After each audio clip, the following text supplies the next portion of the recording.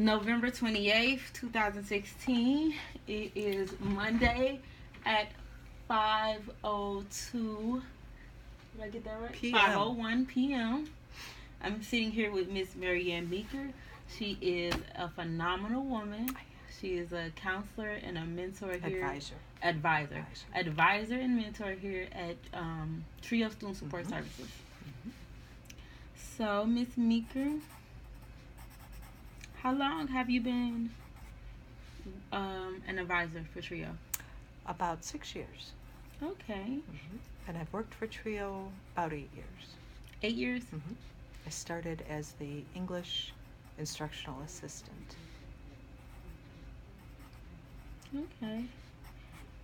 And what is it about advising that you chose over being an English instructor? Well, one thing is advising is full-time. Instructional assistant is only part-time. But advising is a lot more, I want to say fun.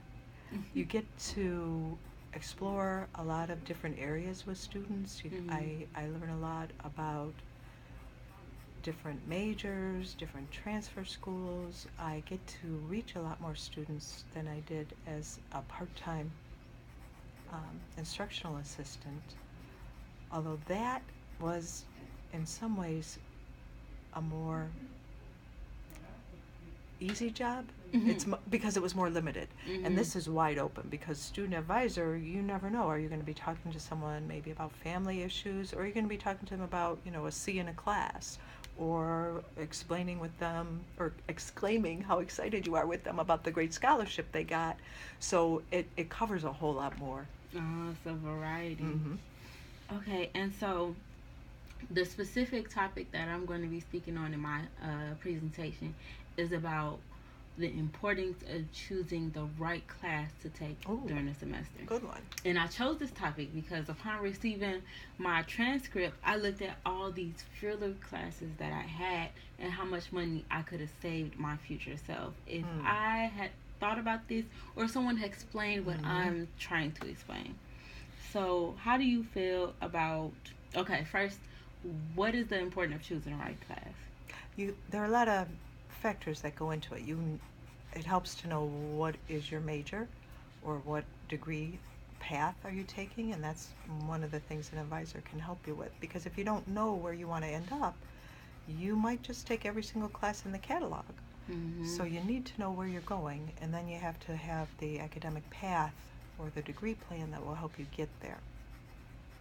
And that's not to say, that you can't take a ceramics class if you want to, or a music class.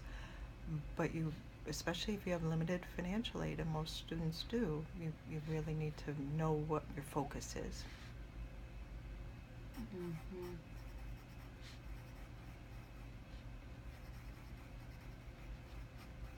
Okay. And so what are the times when you say a filler? What do you think, what would you define as a filler class first? Sometimes a student will need to have 12 hours. And we have picked, a Spanish and economics and a sociology class, and that leaves you 1 hour short. Maybe they've always wanted to do an art class or sing or a gym class. I think for stress relief as well as health, phys ed classes can be great. So usually those are one credit courses? No, I wish they were. A lot of them are 3 credits. Wow, really? Wow. That's if they're going to be academic, it is. It's 3 credits of either aid or self-pay. If you only need one, your only choice usually is a 1 credit gym class, phys ed class. Okay, so usually 1 credit gym, but usually. But a filler could be anything that you don't need for your degree, but you might need for mental health reasons or stress relief or fun. Awesome. So, say someone always thought math was really fun, even though their major was phys ed. Okay. And so that would be so cool. Yeah. Usually doesn't go together, but even then, that math course that isn't needed is a filler. Could be a filler. Sometimes you can make a filler do double duty. If this phys ed major was going to go on and get a bachelor's degree, maybe that higher math would also help him with the transfer too. So Now, what about, a lot of times I hear some students, when they go to new student orientation, they were like, oh, well, the advisor who I went to see, she just threw this in there, threw that in there. I think students have an obligation to ask, why is this on my schedule? If you truly didn't have a voice in putting it there, then you want to find out, why is it there? What's the purpose of it? So there's no problem with asking questions? Heavens no. Doesn't that sound old-fashioned? Oh, heavens no. No, that's the right way to put it, I would think. Yeah. Okay, so question the advisor. Why is needed and how it will help. How's it right? How's it going to help me reach my goal? Okay. And so, if you had the younger me, and this is before I took the tennis class, and gym class, and the swimming class, what would be the first piece of advice that you would give me about scheduling my classes? Well, first, I'm going to caution you. I think students in a bachelor's environment, a university or four-year college, have a lot more flexibility than you do when you're at an associate's level class. Some of colleges and universities require phys ed, so maybe you needed that tennis for your degree. Okay. I didn't. Okay, never mind. Another reason why but maybe you needed it for your mental health. I would never tell you don't do it, don't take those classes.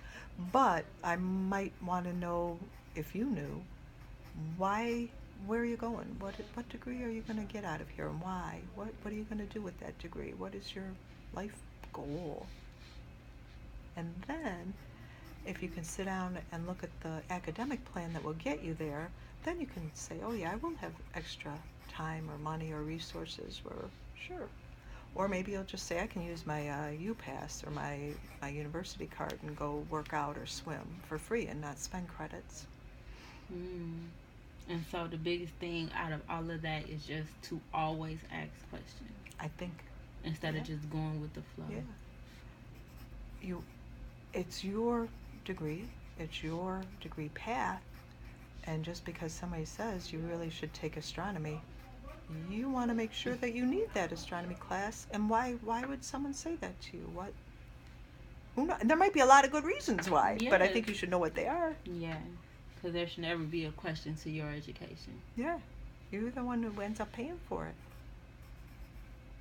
All right, thank you. You're that so was welcome, wonderful. my dear. You're a good interviewer. Oh, I mean, I have a lot of personal experience in this. You're going to give a great speech. I hope so. Go Thank you. When do you have to do it? Wednesday.